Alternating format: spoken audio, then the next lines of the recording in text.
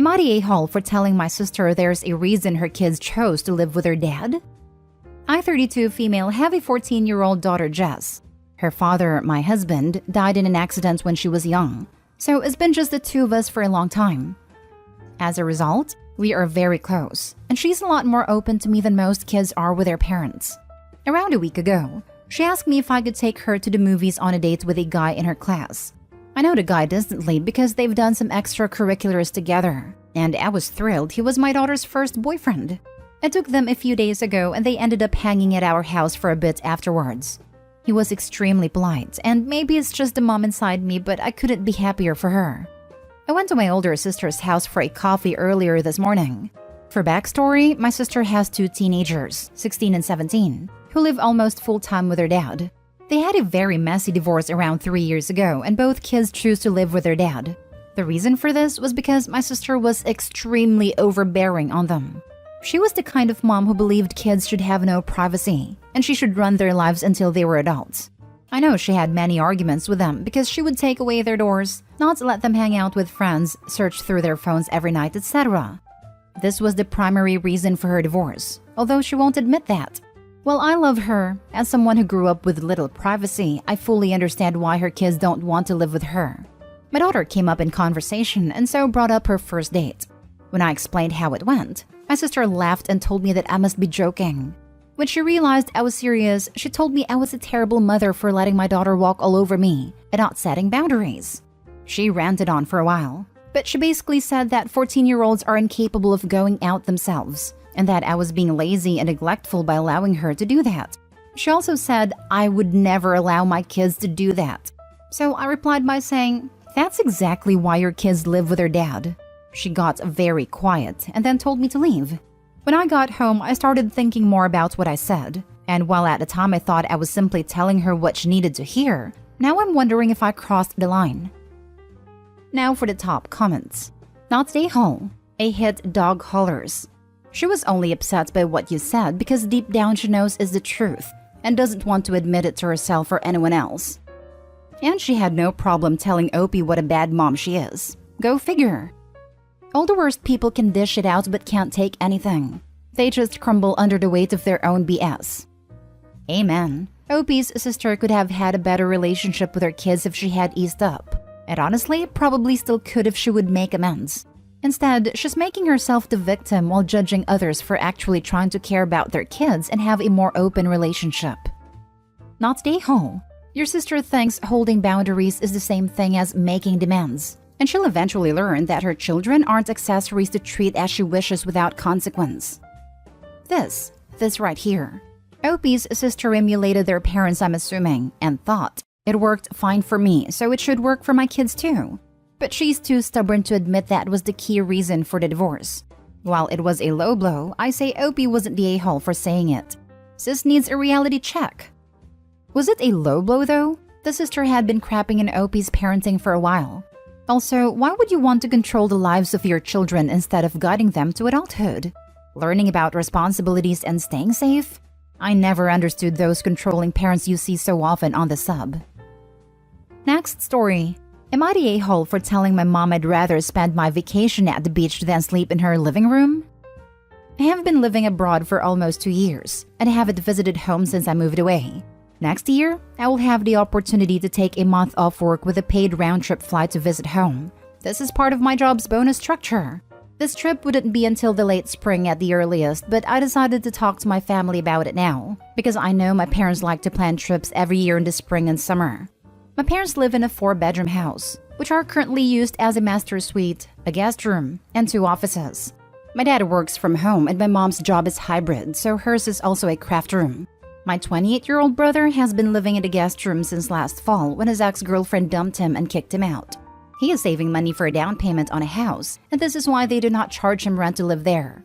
When I asked my mom if I would be able to stay with them for the month I have off, she told me I would be more than welcome to crash on an air mattress in the living room, but she wouldn't be inconveniencing my brother just for me. I was really confused by this because I hadn't even mentioned my brother. She then told me that since my brother also works from home, he's been using her office to work in addition to the guest room, and that means I wouldn't be able to use her office for an air mattress. For the record, The room he sleeps in has a nice handmade desk built into one of the corners that I guess he uses for a large flat screen. I asked her if it was realistic to assume my brother would even still be there 8 months from now, considering he's supposedly saving for a house. She said he doesn't currently make enough to afford a house in their town. It isn't willing to consider a neighboring town, which is what my other 2 siblings did when they bought their houses. So he's living there indefinitely. I was annoyed. My brother is the youngest, and she has a history of prioritizing whatever he wants over the needs and desires of her other 3 children. And I told her I wouldn't be sleeping on the floor of an open room for a month. I said if I wasn't going to be paying for an Airbnb, I'd rather go to the beach. She was offended that I'd go somewhere else and told me they'd all really like to see me. I told her if she really wanted to see me, she'd put a little more effort into making sure I was comfortable while I was there. The call ended poorly. This was a few weeks ago and I haven't responded. When I explained what happened to my older brother, he agreed that mom is being a bit unreasonable, but my sister told me I was acting entitled, and I should be grateful they'd let me stay at all. So I told my sister I'm just going to rent an Airbnb at the beach and they can come see me if they want. Am I the a-hole for refusing to stay with them if I have to sleep on the living room floor? Not the a-hole. It's not like you are going for a week. You're going for a month, and it's insane to be upset that you're not willing to crash in the living room with zero privacy. Seriously, she has no problem making Opie sleep on an air mattress on the living room floor for an entire month, but mommy won't tell her son to work in his own room while she's there so she can sleep in the office? Not the a-hole. Who the heck wants to sleep on an air mattress for a month and in the living room? Your mom is being very unreasonable and unduly playing favorites. Go to the beach. I'd rather go to the beach anyway. And when they come visit her, they can bring the air mattress and sleep in her living room. Not the a-hole. Your mom is the real villain here. As families morph over time, bedrooms change, etc., as you see. Your parents are no longer keeping room for everyone. It is not unreasonable for them to have allowed your brother to live there for the time being. Where she really goes off the rails is how she handles this. She should have simply said that she feels bad because the house is only set up for 1 guest at a time, and they are currently supporting the brother for the reasons given. Presumably the 2 of you can't share the guest room somehow. If it were me, I would have taken great pains to make you feel welcome and loved, even while explaining the challenges. She doesn't seem to have even tried. You unfortunately showed your frustration with a biting response. You're not the a-hole, but if you could have kept calm and understood the dilemma beforehand, it would have gone better. If I were your parents, I probably would have offered to help pay for a B&B just because I felt bad that you couldn't stay with us. Hope you can work out a relationship going forward. I didn't mention this in the post because I didn't think it was relevant, but since moving out, I have noticed that they treated my moving out differently from my other siblings. They retained all of their rooms for a few months before making changes after they moved out, but they started repainting my room an hour after they got back from dropping me off the airport. I lived with them as an adult to save money and take grad classes, and they charged me rent and utilities that they don't charge my brother. I think this whole situation has just hammered in that my mom doesn't value me the same way she values my other siblings. It's been weeks, and she hasn't even noticed I haven't been in contact. I usually call at least once a week. Next story is titled, Am I the a-hole for telling my son that being a nerd doesn't mean that he's superior to anyone, especially his little sister? I have 2 kids, Jake and Jamie. Jake is 16 male and big into the media I like is my entire personality. And I'm better than you because I like those things. It has grown up to be very judgmental, cold, and mean. We honestly do not know how this happened, but his nasty attitude comes out the most at his little sister. Jamie is 14 female and is a very bubbly, friendly girl. She makes friends with everyone everywhere she goes, and she's also kind of a mini trendsetter for her school. She started selling homemade scrunchies at school and it took off. Jake makes fun of her all the time for being vapid, girly, etc. So my husband talked to him about misogyny because we were both shocked on where that came from. We thought the issue was handled and he started to be nicer to Jamie. Until the last week of school, Jamie came home from school having won an award for the scrunchie business. We were proud of her and had tacos, her favorite, for dinner. Mind you, if Jake did something like that, we'd do the same. We love to celebrate their successes.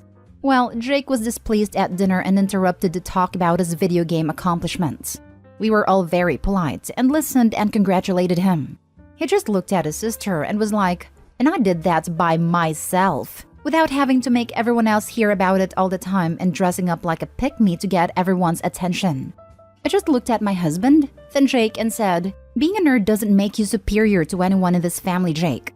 You can like video games and still be a nice person to your family, especially your little sister. Quit acting like a little snot. He got red in the face and took his little tantrum upstairs to his room. Since then, he's barely talked to anyone and just holes up in his room playing games all day. My husband did tell me that I shouldn't have said that, because it's going to pit them against each other more, even though Jamie doesn't get why her brother treats her like this. Am I the a-hole? Now for the top comments. Not the a-hole. Cut the internet off and see how much he can do by himself then. Perfect idea. And let us know if you do that in an update. Kid sounds like a nice guy in the making. I recommend some therapy, but also try to open a dialogue with him to figure out where all this anger towards anything feminine comes from. I think there might actually be some kind of secret here. Not the a-hole. A lot of younger people who play a lot of video games are subject to others online. Men who play video games online kind of tend to be misogynistic and judge feminine things. He could be picking it up through the gaming. Either way, not the a-hole. Definitely find out why it's like this and post an update. The gaming community can be full of nasty, juvenile, and toxic people. How involved are you guys in monitoring what he plays, who he is talking to, etc.?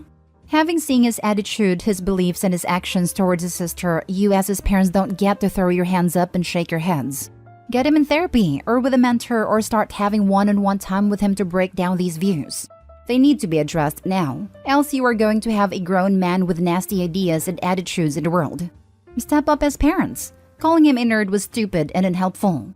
That's not accurate or even vaguely a lesson or hard truth. And surely a one-off remark is not enough. Do more, do better, get more involved. Your son needs you guys now. Step up before it's too late. Seriously, this is exactly what my now 40-year-old brother was like growing up. And it was indulged. We now all have to deal with a barely employed, condescending a-hole who still talks about his video game accomplishments at dinner and breaks down in tantrums regularly. I wish my mom had the balls to call him a mean nerd back then, lol. Last story. Am I the a-hole for threatening to call the cops on my parents and calling my dad a human trash can after what they did to my sister? This entire thing honestly sounds like some type of soap opera and caused people a lot of grief, so I'd like third-party opinions. I, 17 female, have a half-sister on my dad's side, Jasmine, 27 female. Me and Jasmine aren't super-duper close, but she's very nice. We do keep in touch and just vent about life. Dad isn't very understanding towards Jasmine. I don't really know how to put it, but from what I've seen and heard, he's very pushy towards her and almost always makes some remark about how she's not doing enough. Mom doesn't like her much and says that she doesn't respect them. Jasmine has a friend, John, early/mid-30s male. I put quotation marks because it's obvious she and John are a lot more than friends, and she has told me before that she loves him, but she refers to him as a friend in front of mom and dad, although they also suspect otherwise. John lives in a neighboring state to us. Jasmine was going to catch a train there and meet him at a station. Long story short, and from the details I heard, mom got hold of Jasmine's phone when she came over at some point and blocked John's number. She has her Gmail on her phone, which mom also blocked John's email from. Jasmine didn't realize until way later. This caused a huge misunderstanding between them. She basically went to the station, waited for hours, and he didn't show up. Jasmine was in a really bad state and couldn't believe my parents could pull something like that. So I asked them, and mom said she and dad thought this needed to be done for her own good. I shouted at them, threatening to call the cops if they don't apologize to Jasmine and try to make things right. Side note, I don't know if the cops would do anything in this case or if they're relevant. I just said it in the moment. Dad said I was butting into adult matters and I was too young to understand. I said he understood enough and called him a human trash can. They said I need to mind my mouth and apologize to them, which I refused to. Mom said how she can't believe I would act like this, and I've picked up on Jasmine's tendencies. My uncle came over the other day and I heard Dad crying to him about how he's so hurt by his daughter. Me. I think what I said was justified, but there's quite few people telling me I'm in the wrong. So did I go too far with my outburst? Am I the a-hole?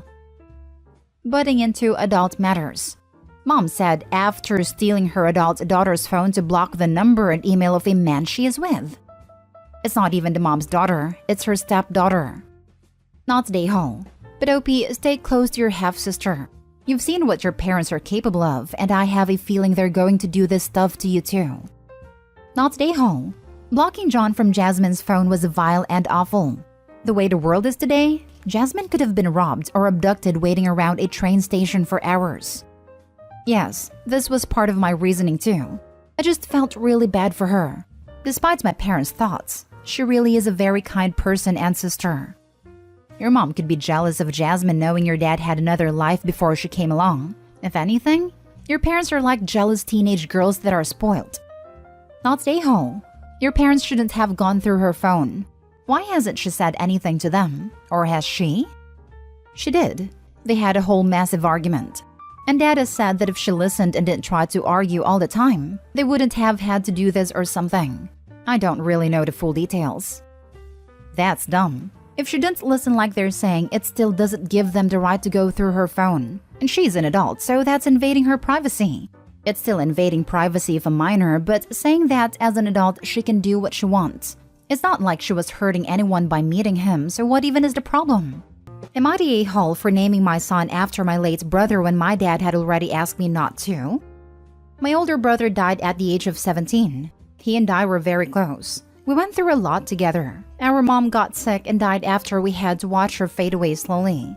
Then our dad announced he was dating 4 months later. And within 6 months of announcing this, he moved his then-girlfriend, now wife, in, and moved her kids in as well. It was a lot for us. My brother had not taken Dad's moving on and moving the kids in well. He did not like our dad's wife or her kids. And in the 3 years we all lived together before he died, a lot of feelings were hurt, and a lot of things were said that left their mark. Then my brother died in an accident. His death symbolized the death of my family in so many ways. Mom's was the first to do that, and then his. A lot of weird feelings are present with my dad's wife and her kids because of how he hated them, and my dad has mixed feelings there also. When my husband and I found out we were expecting, the first thing we figured was an honor to him would be amazing. My dad jumped in when he found out we were having a boy and asked me not to. He said my brother hurt a lot of people before he died, and there was going to be a sort of bitter feeling if I named their grandson and nephew after someone who treated them badly. He told me it would be hard for him too, given that when my brother passed, he was in big trouble for saying some stuff to his wife in front of her kids. And that while he loved my brother, he also knew that my brother is a point of pain for his stepkids. I chose to use the name anyway. I'm not very close to my dad or his family, so in the end, their feelings were not enough for me to bypass honoring my beloved brother. But now, I am getting grief from my dad and his wife. They accused me of being insensitive and deliberately awful to our kids who love me and see me as a sister, and would so love to be aunts and uncles to my son, but who will have to be reminded of a person who made his hates clear. Am I the a-hole? Now for the top comments. I was named after my late aunt. Based on some comments on this thread, I lived my whole life in her shadow, and I'm nothing more than a living memorial. Your dad and stepmom feel guilty because they try to force a new family less than 6 months after the death of your mother, and unsurprisingly, your brother wanted nothing to do with. Blaming a deceased 17-year-old kid for your own mistakes is vile. Not the whole. I'm named after 10 women from both sides of my family. I cast my own shadow. Not the whole OP. If they add no value to your life, why are they in it? Not the whole. You can name your child whatever you want to. By the sounds of things, you're not as close to your dad, stepmom, and step-siblings as you were to your brother. Did your dad ever get you or your brother therapy for everything that went down? He did, just after my brother turned 16, and he realized things weren't just going to fall together the way he wanted. Not the whole. Your dad failed your brother as a father. That is ultimately what you are reminding him of. Your stepmother also failed him. Children in blended families often have anger issues and undergo a lot of emotional turmoil. This is doubly true for children who have lost a parent. Your father didn't help your brother navigate these life changes and placed all the blame for his issues resulting from these life changes on his child. And now doesn't want to be reminded of that fact by his surviving child. What a waste of air. And on top of that, dad and stepmom are using the excuse of, but think of the step-sibs, to justify their own negative feelings. Have the step-sibs said anything for themselves? If not, this can be fully ignored. Celebrate your love for your brother by being the parents he didn't have after your mother passed. What better tribute could there be? Not directly about my son being named after my brother. But they have talked about how much it hurts them to see me love him and hear me talk about him because he hated them, and how hard it is to hear people talk so fondly about him. Next story. Am I the a-hole for making my sister leave after finding out what she was doing to my pregnant wife and kid? So, my sister is now divorcing her husband and she's staying with me while everything is finalized. Without getting too deep, my sister did have a miscarriage a few months ago. I talked to my wife before this, and I told my sister that I could find her somewhere else to stay if my wife being pregnant is going to be difficult to be around. She's been staying with us in the guest bedroom since then. My wife has lately been hyper-fixated on the baby's health. At first, I just thought that she was thinking about my sister and did my best to ease the concerns. Then I came home, my wife was in the living room crying, and she looked really stressed. She told me that she was fine and just stressed out. I didn't buy it. Eventually, she confessed what was really bugging her. My sister was pretty much trying to turn into a parent to our kid. Apparently, throughout this time, she was calling herself mom to our kid. When our kid would need a diaper change, she would do it, and get mad if my wife did it. When it was breastfeeding time, she would get upset, cry or get mad at my wife, even ask her to formula feed so it's easier for everyone. She did more things, but you get what I'm saying. So the reason my wife was so fixated on miscarriages was because my sister was apparently berating her with things about miscarriage. Example, why are you eating that? That kills your baby. She had yogurt? No, don't do that. Don't you know that causes a miscarriage? She accused my wife of wanting a miscarriage because she was doing everything wrong or everything that causes miscarriage. The last straw was the day when she tried to tell my wife to also breastfeed a baby, then insult her when she said no. I asked how I never heard this, because while I do work late, she breastfeeds while I'm here. She said that she would do it when I'm not around, but when I left, it would start back up again. I sat down with my sister and told her that I'd be happy to get her a rental, hotel, so forth, and I support her in this. But she can't stay here, as I can't in good conscience let this affect people who are also going through hard times.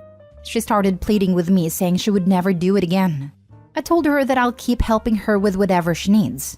I suggested intensive therapy or professional help, but she got mad at me, so I said she needs to leave. She was yelling at me, but in the end left to a hotel, but my whole family has my butt for this. Saying I will never understand a miscarriage and this is a normal behavior, and that she will never forgive me for being so mean. I'll pay to help her, emotional support, but my wife and kids didn't sign up for this. It is my fault to think that someone who went through that could be in front of that. But would I not even more of one be if I let her stay? Not the whole. As someone who's been through a miscarriage, it is not normal behavior. This requires mental evaluation. You are protecting your wife and your child from someone who has become unhinged. Or she already was, and she just took a while to let you realize her cheese had slid off her cracker. Never apologize for protecting your nuclear family, wife and kids, from crazy extended family, no matter the shape they take or the crazy lunacy they present. This is normal behavior. No, absolutely not. And she will never forgive me for being so mean. And if her nagging and stressing out your wife caused her to miscarry, would you be able to forgive her? She's jealous of your wife. She needs serious help. As for the peanut gallery, the minute one of them asks you to take her back, hit them with, "If you care so much, do it yourself." Shuts them up real quick. Not the whole. Yep, and she's using her brother as her surrogate husband. No contact. Not the whole. Your sister is severely mentally ill. No sound person behaves like this when they've had a miscarriage. The fact that she tried to claim motherhood over your son is a very alarming sign that she is, in fact, a danger to your wife and child.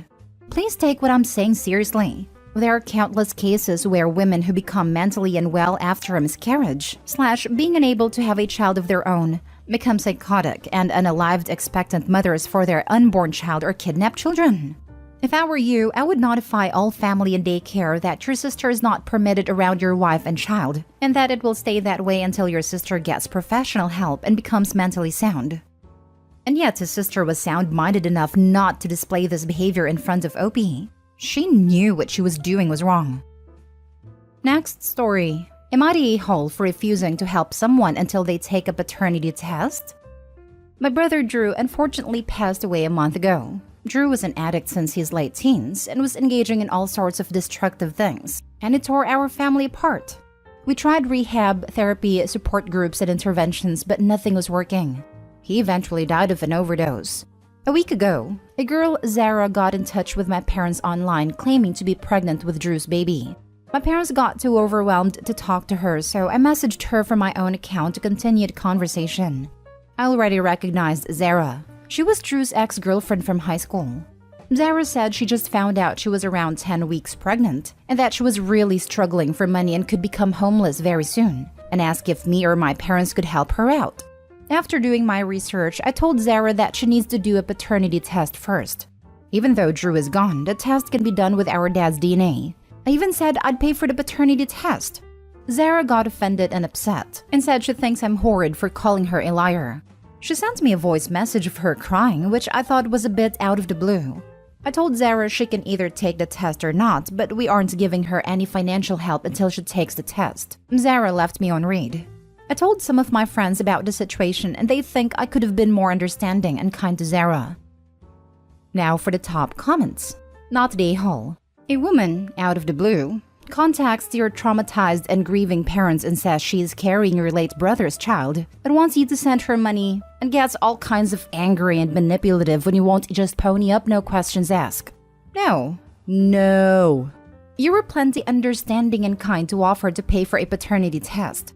Added to add, you don't even know for sure that she's pregnant. Just that she wants money and is going to send recordings of her crying if she doesn't get it. You don't even know for sure that she's pregnant. Just that she wants money. That was my first thought. If your brother was an addict, it's likely the people he associated with were addicts. And addicts are going to addict. Meaning, they'll do/say anything to secure their next fix. That includes lying about being pregnant with a dead man's baby in hopes the parents will blindly send money in their grief. It's possible this girl is 100% clean and being honest. They might have had just a couple no-strings attached hookups given their prior relationship. But it is not even a little unreasonable for Opie and the parents to request proof. I myself am a recovering addict, and these were my thoughts too. Not the a-hole. Generally, a refusal to take a paternity test made with crying and accusations of calling the other person a liar means that the test will come out negative. If this is really your brother's child, Zara should have no problem submitting to the test. Okay, I agree with NTA verdict, but saying that if it's really Opie's brother's child then Zara should have no problem submitting to the test reads a lot like, people who haven't done anything wrong have nothing to worry about from the police. Zara's perfectly within her rights to say no to the test. She is not within her rights to cry and be manipulative when Opie says no test equals no financial help, which is Opie's right to do. She's an ex-girlfriend from high school, not his partner at the time he died. If she has nothing to hide, she wouldn't have a problem doing a paternity test. Your analogy is not the same. End-stage addicts typically only have addicts in their lives. This is a common addict scam. Last story. Am I the a-hole for throwing out my stepsister after her foster child's behavior? I, 30 female, invited my dad to visit me and my husband for a week as we live abroad. He brought his wife, who asked if her daughter Linda could come as well. I don't know Linda very well, as our parents got together when we were already adult. But she's always seemed fine, as does her husband James, so I said okay. Linda notified us that she would be bringing her foster child. Let's call her Sophie, 12 female. I didn't think this would be a problem, but I was wrong. Sophie was incredibly hyper from the minute she stepped in the house. She would interrupt conversations and demand attention. Linda did nothing about her behavior.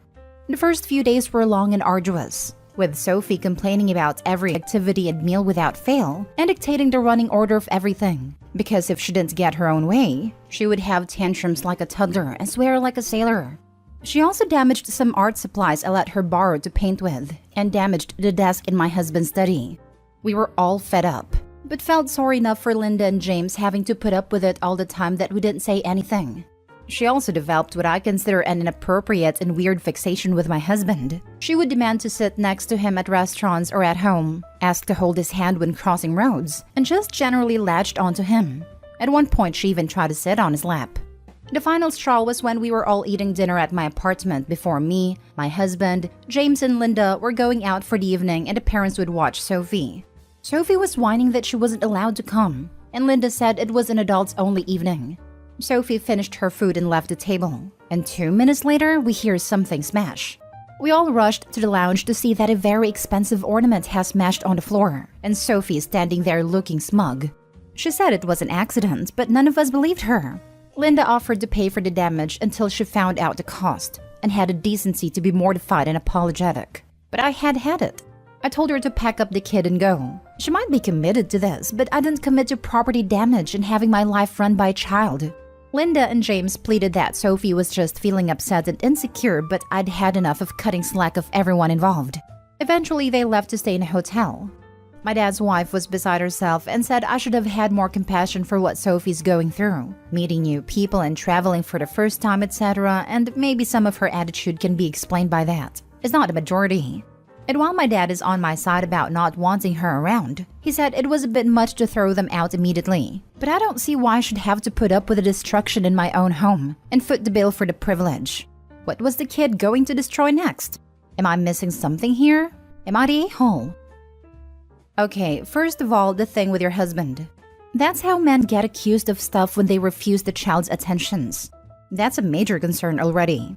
Secondly, a lot of foster children are really messed up by a broken system, and behavioral disorders aren't uncommon. However, that is no reason anyone who did not consent to fostering the child should have to suffer the consequences of the behavior. Having your stuff damaged because you didn't give her her way is not acceptable. It's also concerning that her foster parents are not trying to correct or redirect their behavior. That is only going to cause the behaviors to escalate as she tests limits.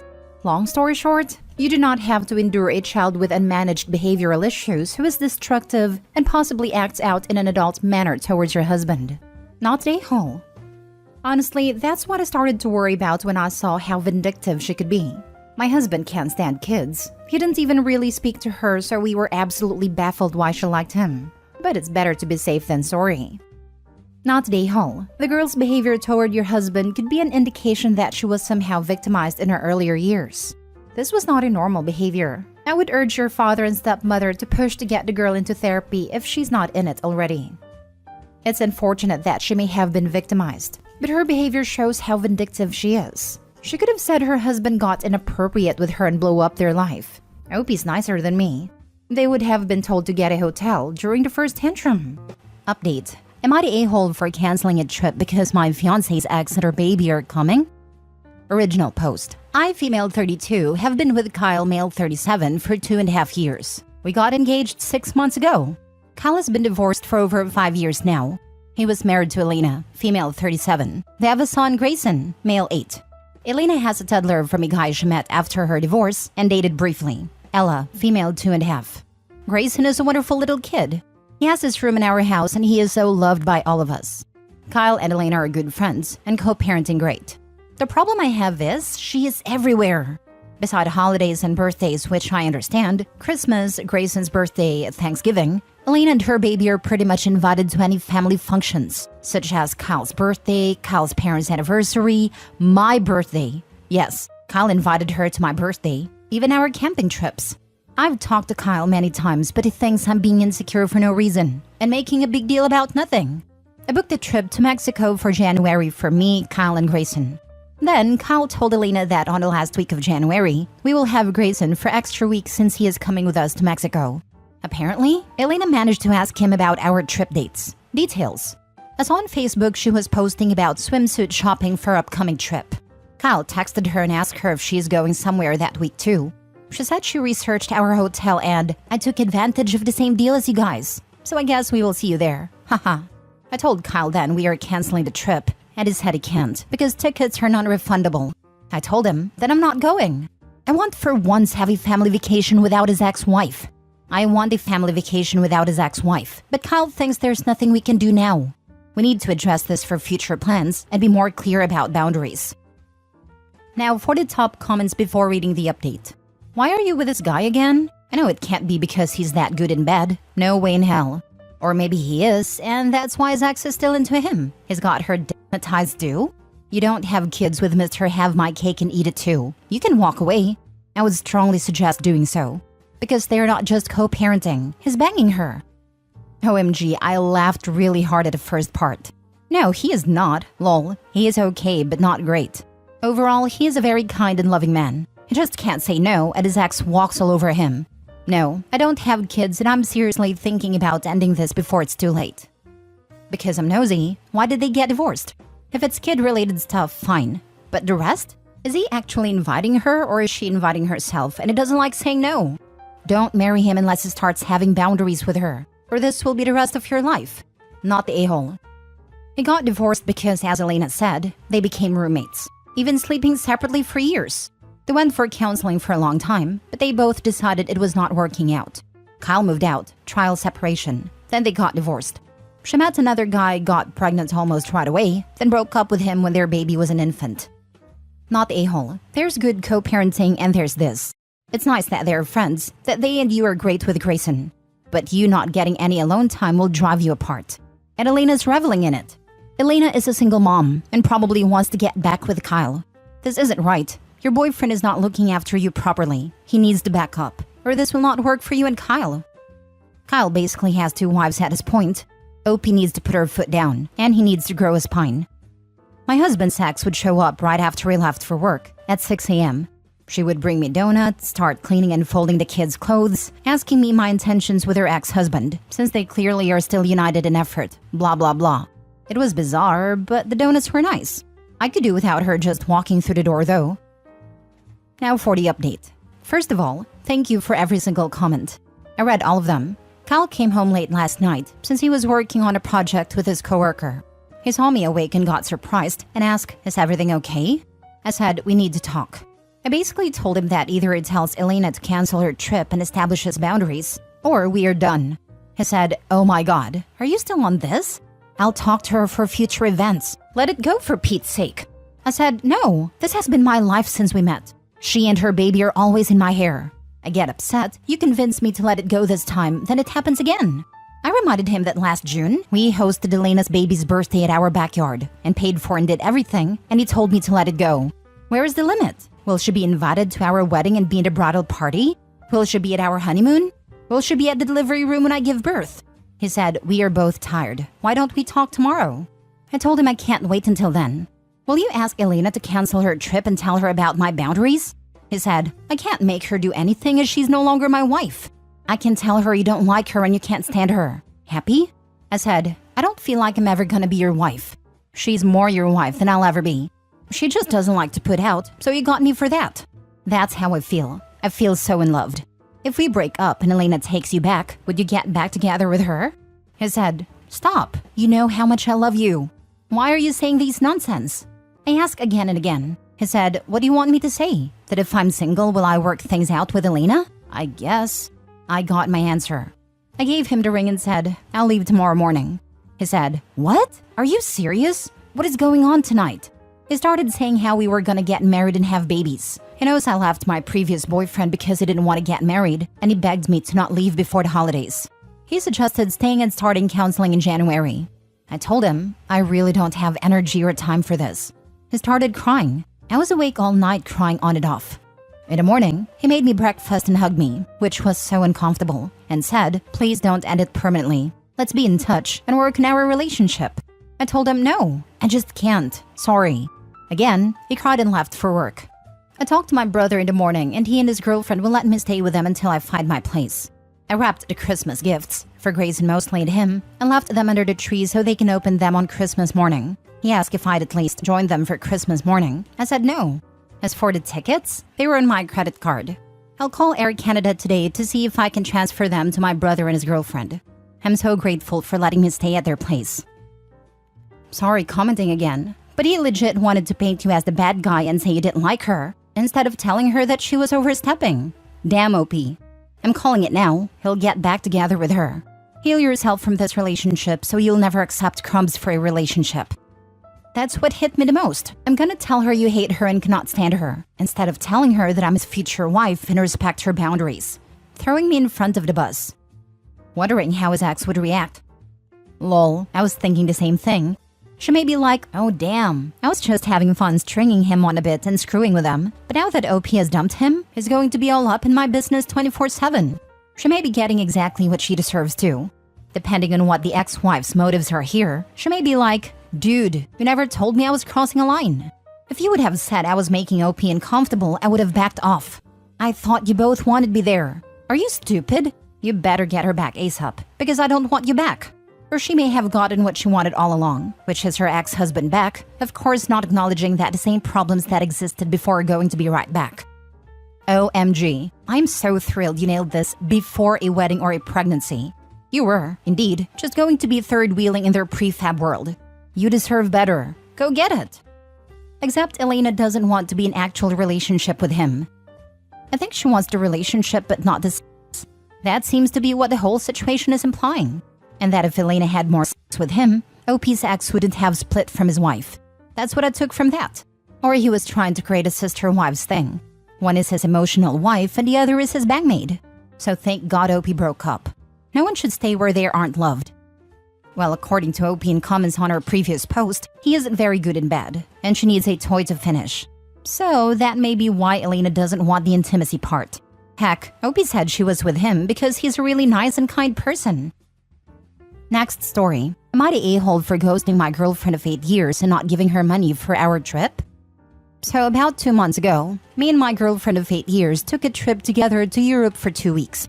It was an amazing vacation and we had an incredible time. But after we returned, she started acting increasingly distant from me.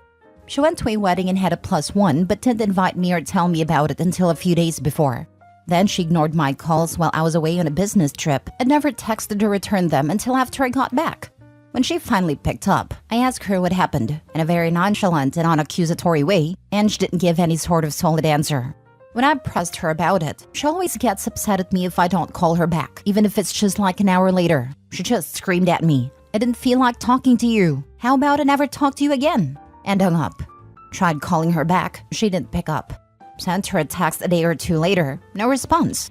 At this point, something inside me just kind of broke. Like, we've had fights way bigger than this, and I've always tried to patch it up with her because I was head over heels for her. But this time it was as if the in-love feeling just vanished instantly. I think it was because her reaction was so unprovoked. 3 weeks later, she calls me and I freeze. I don't pick up. She starts sending angry messages telling me I better pick up or else, and accuses me of cheating. I didn't. I don't pick up because I know it's going to be an absolute crap show of a phone call. Another 2 weeks have passed, and I've kind of accepted that the relationship is over. But I feel guilty about not paying her back for the trip. We used her card while traveling abroad because mine has a foreign transaction fee. The trip was expensive, about $20,000 total, $10,000 of which has already been split. Stuff we booked before traveling. Essentially, I owe her roughly $5,000. Before the fight, I had mentioned, at least on 3 occasions, that we should sort out our finances for the trip, and if she wanted, she could send me her credit card statement and I would sort through it myself and then pay her back. However, she kept brushing it off and said we'd do it later. Regardless of how she acted, I'm a person that believes in always paying back what is owed ASAP, and I'm feeling guilty about it. Like, I literally will always Venmo people before they leave my sites. So my question is this: if we never talk again and I never pay her back, am I the a-hole? Now for the top comments. It's better to close out this chapter so you can start fresh. It also closes the door and doesn't allow her to use that as an excuse to try to get back in touch once her affair partner leaves her. And just find a way so that you don't have to be in direct contact with her for the funds transfer. I agree. You want to walk out of this clean and be done. I would send her a message requesting an itemized total of what you owe with receipts or credit card statements. If she doesn't make your best guess, and if you are feeling petty, send 75%. I think it is best to annihilate the ties that she can use to try to drag you back into contact. But you can probably duck paying her back if you want to. I'll defer the part about paying back the money as that has been addressed. However, I don't get it. 8 years together and then an enjoyable trip, presumably, and then poof, out of nowhere ghosting you? Something is not adding up. Even though suggesting cheating. But when? On the trip? OP, after 8 years, you should know her well enough to suspect what's going on. What do you think happened, if you had to guess? Everyone is jumping to cheating, but I wonder if she's pregnant. Either that or she expected a proposal. Now that I look at that, probably the latter. Especially if she was the one spending all the money on the trip. Edit. Thanks everyone for the input. I did read everyone's comments, but unfortunately I don't have time to reply to all of them. Most people are saying I should pay her back, though a good number are saying not to. I think I'm going to offer to pay her back one last time, via text. So there's a record of it. My previous attempts were just over phone calls. Many people suggested I just give her $5,000, which I think is my fault because I made it seem like it was pretty close to that amount. But in actuality, it might be anywhere between $30,000 to $7,000. And I don't feel comfortable ballparking it in case I overpay or underpay. As I said, thousands of dollars is significant to me, but nothing to her.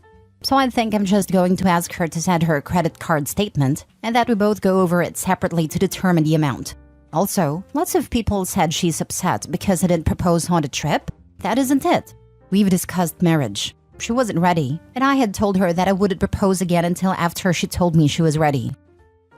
Last story. I blocked my now ex-girlfriend after finding out she was engaged and didn't tell me. But she's depressed right now. Just want to get this off my chest because this has been a whirlwind. My now ex-girlfriend, female 28, recently distanced herself from me, male 26, due to mental health issues. Of course, I was very concerned about this and tried to stay supportive without pressuring her during a tough time in her life. We slowly stopped talking. The relationship was newer, so I didn't know her friends very well. I decided to find their social media to see if I can stay in contact with them for updates about her well-being. My ex-girlfriend had told me during our 6 months that she doesn't use social media. When I found her friends online, I also found out that my ex does have social media and uses it regularly. To my surprise, I find out she has been engaged to someone since 2019. When checking public records, her fiancé's primary address was listed the same as hers. I was shocked and asked her about these things, despite her mental state. She denied the relationship and said they broke it off in 2020, to which I presented her with a photo of them in 2022. She told me she always lived alone and bought her place out of interest for seeing new areas, not living with a fiancé. She said I was being crazy and said it's none of my business. She told me to leave her alone, and I said gladly, to which she wildly kept on talking. I think she panicked and realized she was losing part of her support system. Part of me is shocked, happy, and relieved to have found the truth and GTFO of there before I get myself into a mess with this person. But part of me feels terrible for leaving her when she's struggling and most likely adding to it. I guess I will never know what the full truth is, or if she was even struggling. Am I a terrible person for doing this? When she's struggling and most likely adding to it. Sounds like she's the one throwing herself in over her head and then expecting others to pull her out. She lied. She got caught. She isn't willing to face the consequences, not the a-hole. I feel awful because I did genuinely want to help her during this time and be there for her. So that part kind of still stings and makes me feel guilty. I'm working on it. That's what her fiancé is for. Lol, valid. I'm happy to let him deal with that mess of a person. She gaslit and lied to you. That's messed up, dude. Isolate and work on yourself and your happiness. She dug her own hole by lying. Did you try to reach out to the fiancé? I did not, but I want to so badly. I feel terrible for the guy and I feel like he should know, but I don't want to create more problems. I would have never started a relationship with her had I known. Not sure how to approach that or if I should. I'd want to know if I was the guy she was about to marry. I'm sure you would too. Provide as much proof as you can and don't bring it up in an attacking way. This is a vulnerable and uncomfortable situation for both you and him. Was it an online-only interaction? I definitely would want to know. You're right. I don't have too much physical evidence. After blocking her and deleting our messages, I don't have much proof left to give, unfortunately. Now for the mini update. Did contact the fiancé. We'll let you know what happens if he responds.